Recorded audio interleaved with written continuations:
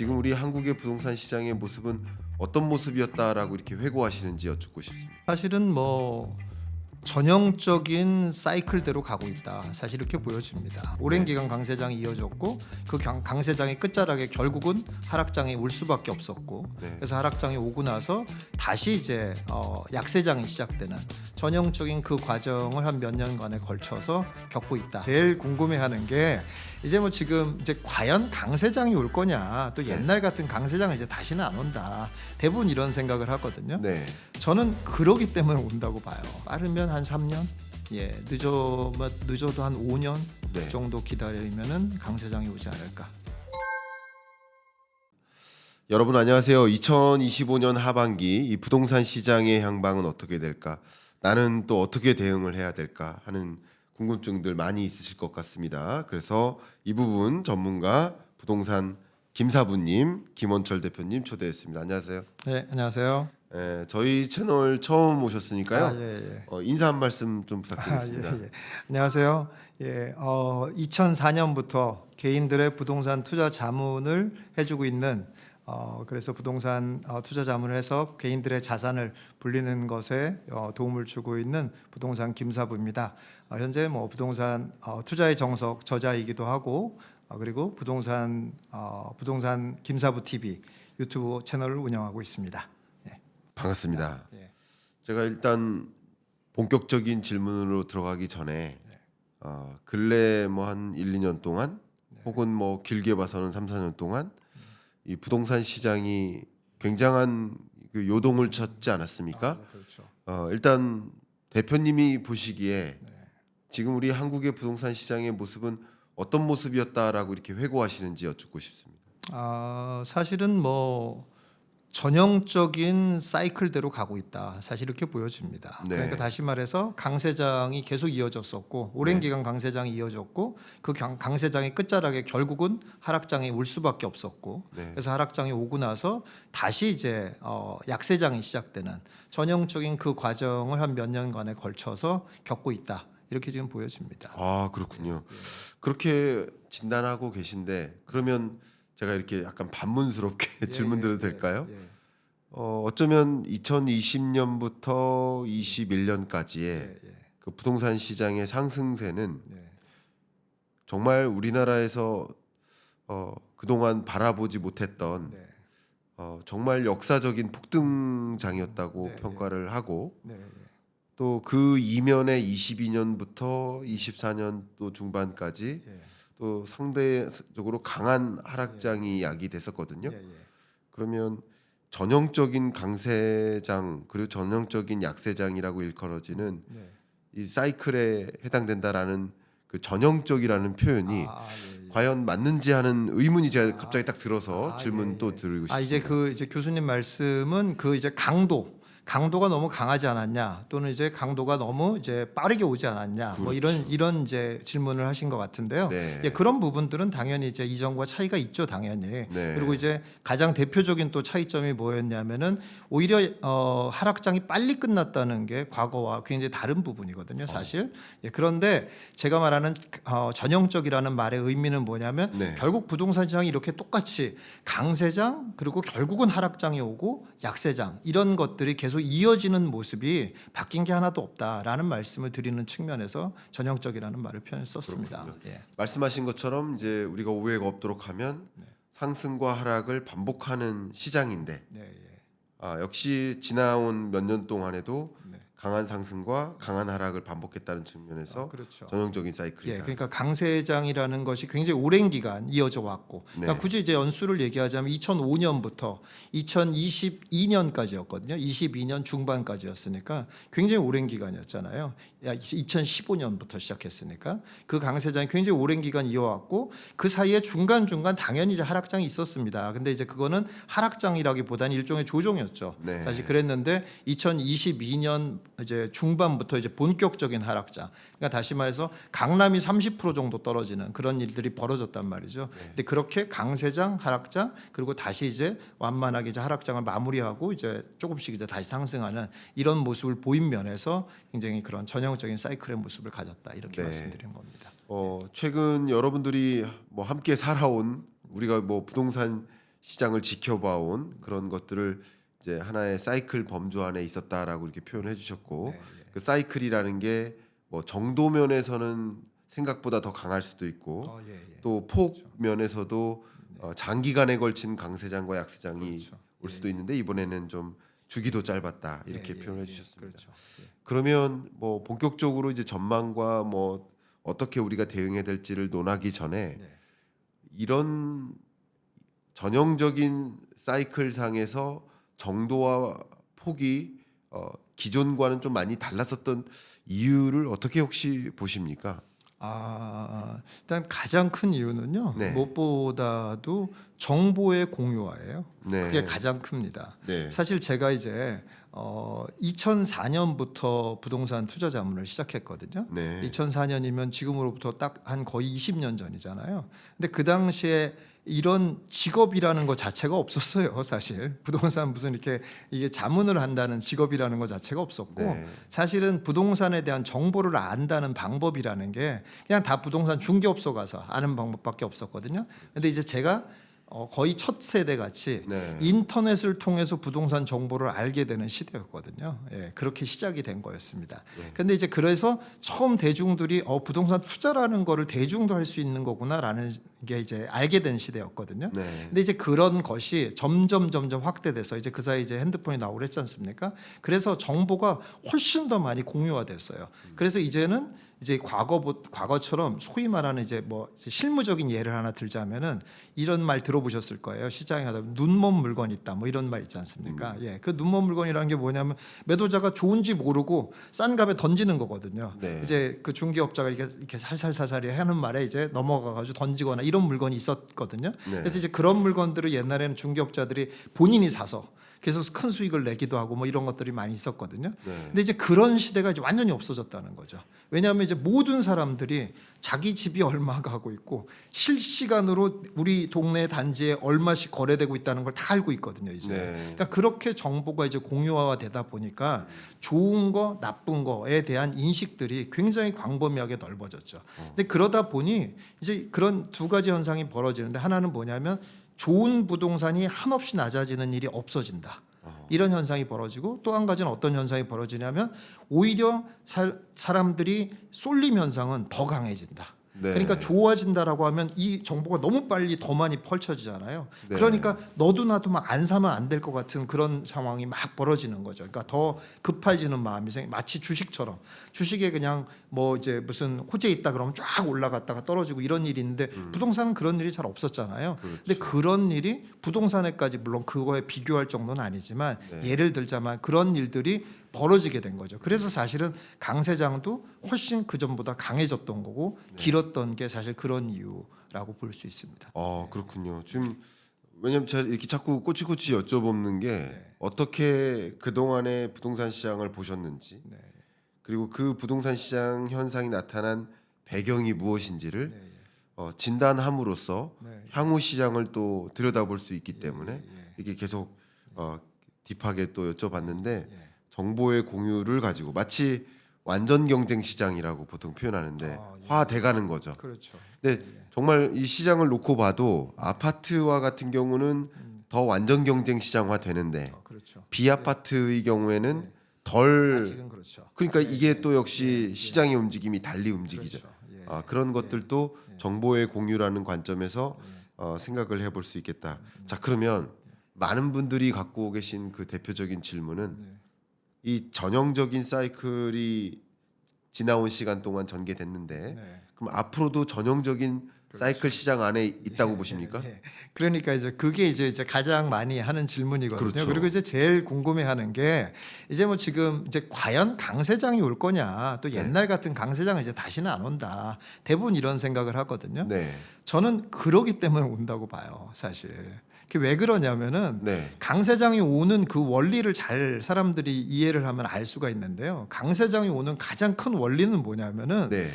대중들의 불신이에요. 그러니까 대중들의 불신이라기보다 대중들의 부정적인 의견이에요. 네. 그게 가장 중요해요, 사실은. 그래야 강세장이 옵니다.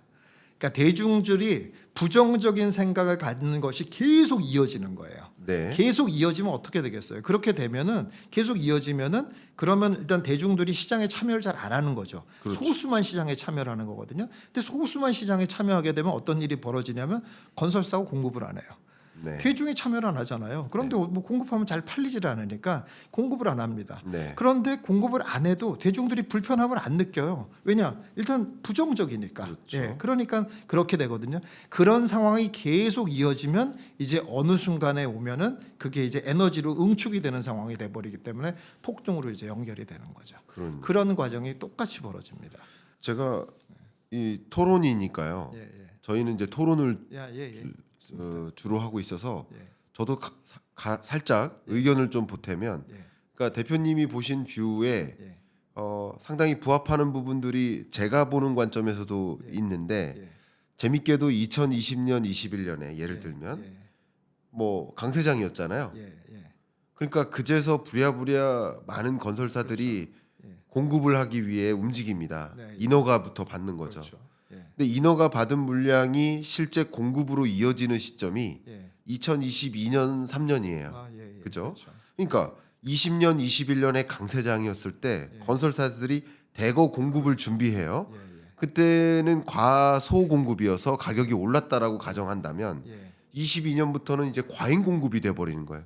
왜냐하면 예. 시장의 가격 상승의 움직임과 네. 그것에 따라서 움직이는 건설사들의 행보가 예. 이게 시간적 격차가 있는 거죠. 그렇죠. 근데 또 재밌게도 예. 22년, 23년 동안 조정장이 왔을 때 그렇죠. 예. 그때 부동산 경기가 완전히 위축되고 금리는 금리대로 올라가고 그렇죠. 건설사들이 이제 건설 공급을 멈춰요. 그렇죠. 그러니까 멈추다 보니까 이제 2025년, 6년 정도가 되면 네. 또 과잉 공급이었다가 이제 예, 예. 과소 공급 부족. 공급이 또 예, 예. 오는 게 공급 아니냐, 부족이죠. 그런 수요가 기반이 된다면 예, 예. 그런 수요 공급 측면에서 사이클로 설명을 해주시는 것 같아요. 예, 예, 그렇죠. 제가 느낀 것은. 예, 그렇긴 한데 그런 수요 공급을 이제 만들어내는 유발 요인이 네. 결정적인 유발 요인이 뭐냐면 결국 대중들의 부정적인 의견 때문에 그래요. 부정적인 시각 때문에 예. 그런 건데요. 제가 요 대목에서 이제 정말 대중들에게 충격적인 얘기를 하나 해줄 수가 있어요. 네. 그게 뭐냐면, 아이 그렇다고 해서 그런 부정적인 의견이 된다고 뭐 사람들이 막 다 뭐 이제 뭐 이렇게 되겠냐 이런 생각을 할 수 있거든요. 네. 당장 제가 진짜 그럴 수 있는 얘기를 하나 던질 수가 있는데요. 그게 네네. 뭐냐면 지금 지방 부동산 어떨 것 같아요? 이렇게 던지고 네. 제가 지금 빌라 어떨 것 같아요? 이렇게 던지면은 대중들 다 뭐라고 얘기하면 당연히 안 되지 않아요? 그거는 다 이렇게 생각한다는 거예요. 네. 그러니까 빌라나 저는 이제 그래서 오해를 막기 위해서 또 먼저 얘기를 하면 빌라나 무슨 지방 부동산이 이제부터 막 좋아진다라는 얘기를 하는 게 아니에요. 아닌데 이렇게 부정적인 생각을 갖고 있는 것들이 앞으로 더 부정적인 생각들을 갖게 되거든요. 사람들이 네. 계속. 그러면 정부는 어떤 일을 하게 되냐면 빌라와 지방 부동산을 그렇다고 해서 완전히 없애거나 망하게 할 수는 없어요. 그렇잖아요. 그럼 어떤 특단의 대책을 세우게 됩니다. 결국은. 네. 근데 그 대책이라는 게 결국은 혜택이거든요. 예. 근데 그 혜택을 줘도 너무 부정적인 인식을 갖고 있는 대중들은 그 혜택을 잡을 생각을 못 합니다. 혜택이라고 생각 안 하고 부정적이니까. 네. 그러면 그 혜택들이 쌓여요 이제 점점. 왜냐하면 정부 입장에서는 혜택을 줬는데도 시장이 움직이질 않는단 말이에요. 그럼 더 혜택을 줘야 돼요. 그럼 더 혜택을 줘, 더 혜택을 줘. 이렇게 되는 거예요. 근데 그 혜택들이 이제 쌓이면 어느 순간은 야 이거 그냥 날로 먹는 건데 이런 상황이 온다는 거예요. 네. 그러면 그게 폭동으로 이어지는 거예요. 그러네요. 예를 들자면, 그러니까 지금 현재 부정적인 의견을 대고 제가 그 예를 들어서 얘기하자면 이렇다는 거예요. 근데 지금 꼭 빌라와 지방 부동산만이 아니라 이 부동산 시장에서도 부정적인 의견이 계속 가면은 이런 일이 벌어진다는 얘기죠. 네. 그러시면 물론 부동산 투자 황금 로드맵이라는 책을 통해서도 어떻게 대응을 해야 될지 방향성을 제시해주고 계시지만, 그래서 여쭤본다면 단적으로 단도직입적으로 강세장이 온다면 뭐 조심스럽습니다만 언제쯤 강세장이 또 올 거라고 생각하시는지요? 제가 볼 때는 사실은 뭐 강세장 저는 이제 뭐 대부분 보수적으로 예측하는 편이거든요. 네. 그래서 너무 막 긍정적인 얘기들 막 이렇게 하려고 하지는 않아요. 네. 제가 그냥 보수적으로 보자 그러면은 빠르면 한 3년, 예, 늦어도 한 5년 네. 정도 기다리면은 강세장이 오지 않을까. 이렇게 3에서 보고 5년 있어요. 후 예, 그렇게 보고 강세장이 온다. 예. 그러면 3에서 5년 후 강세장이 온다라고 말씀하셨기 때문에 네. 그러면 이것에 대한 근거들을 앞부분 말씀 주셨지만 네, 예. 뭐 죄송하지만 다시 한번 예, 예. 어떤 근거로 예. 3에서 5년 후 강세장이 온다고 보시는지. 뭐 일단 가장 큰 근거는 이제 과거 역사적인 사이클 수준으로 봐서 얘기를 한 거고요. 그러니까 일반적으로 약세장이 한 10년 정도 되는 경우는 잘 없고요. 네. 보통 약세장이 뭐 5년에서 한 7년 정도 이제 돼 왔다라는 어떤 역사적인 근거 때문에 그렇게 말씀을 드린 거고요. 거기에다가 근데 아까 말씀드린 것처럼 대중들의 정보화가 굉장히 많아요. 대중화됐기 정보의 대중화가 굉장히 활발해졌기 때문에 그게 이제 좀 짧아졌다라고 보거든요. 주기가. 그렇다면은 보통 과거의 약세장의 시간보다는 좀 짧게 되지 않겠냐. 그러면 3년, 5년 이런 수치가 나오지 않냐. 이렇게 본 겁니다. 좋습니다. 예. 그러면 3년에서 5년 정도가 지나면 이제 강세장이 온다라고 가정했을 때 그 전까지는 그러니까 약 뭐 3년 전까지는 지금으로부터 2025년이니까 대략 2028년까지는 지금과 같은 약보합장이 유지될 거라 강보합장이 유지될 거라고 보시는지요? 그렇게 봅니다. 지금 그렇게 강보합이라고 보시면 괜찮겠죠? 아니요, 지금은 사실은 강보합이라고 보고 그게 이제 조금 약세장이 과거의 약세장과는 조금 약간 성격이 다르긴 하거든요. 근데 이제 본질적인 의미의 약세장은 맞아요. 네. 왜 그러냐면 약세장이 여러 가지 성격들이 있는데 그 중에서 사실 가장 중요한 성격, 그러니까 강세장의 가장 중요한 성격 똑같은 건데요. 네. 가장 중요한 성격은 뭐냐면 결국 대중이 시장을 참여할 수 있냐 없냐가 제일 중요해요, 사실. 네. 그러니까 막말로 말해서 이런 이제 유튜브를 듣는 사람들이 딱 듣는 순간 야 저거구나 하고 당장 뭔가를 살 수 있는 상황. 이게 되면은 이게 강세장이에요. 네. 근데 사실은 지금은 말을 들어보니까 수긍은 되네 이렇게 했어도 뭐 지금 할 수가 없어 나는 이런 사람들이 더 많다는 얘기예요 지금. 그러니까 이게 약세장이에요 사실. 네. 네. 그러니까 이렇게 그러니까 누구든지 막 부동산 투자에 참여할 수 있는 상황은 아니라는 거예요. 근데 과거의 약세장과 다른 건 뭐냐면 그렇게 누구든지 참여를 안 한다는 얘기는 거래가 별로 없다는 얘기잖아요. 네. 근데 항상 경제학에서도 그렇지만 거래가 없으면 가격이 안 오르는 게 정상이잖아요. 네. 예, 그리고 매도 매수의 힘이 균형이 매수세가 약한 거잖아요. 그러면 매도가 떨어져야 되거든요. 당연히. 그래져야 되는데 이게 다른 게 뭐냐면 매도가 안 떨어져요. 예, 그게 과거와 다른 겁니다. 그래서 약세장이라고 해도 가격은 완만하게 오르는 약세장. 그러니까 거래는 안 돼도 가격은 오르는 약세장이 진행되고 있다. 이렇게 말씀드릴 수 있습니다. 네. 감사합니다. 그러면 과거에 우리가 스쳐 지나온 부동산 시장을 한번 회고해보고 앞으로의 부동산 시장을 한번 그림 그려본 겁니다. 그러면 이렇게 부동산 시장이 과거와 많이 달라졌단 말이에요. 네, 예. 부동산 시장을 분석하는 것 자체가. 그러면 우리가 이 부동산 시장을 분석하는 데 있어서 앞으로 어떤 것들을 유심히 더 지켜봐야 될지 네. 특히 부동산 투자 황금 로드맵의 저자로서 예, 예. 어떤 부분들을 좀 강조하고 싶은지 투자법도 많이 달라지고 있잖아요. 예, 예. 시장 분석법도 달라지고 있고 어떤 부분들을 우리가 좀 집중해야 될까요? 저는 사실은 이제 대중들에게, 그러니까 저는 이제 조금 더 부동산을 좀 투자적인 측면으로, 그러니까 다시 말해서 부동산을 통해서 자산을 키운다는 측면으로 쭉 얘기해 왔던 사람이거든요. 네. 그러니까 이제 뭐 정말로 어떻게 보면 이제 여러 가지 뭐 이런 방송을 듣는 분의 목적도 여러 가지일 거잖아요. 뭐 내 집 마련을 위한 목적도 있고 여러일 수 있잖아요.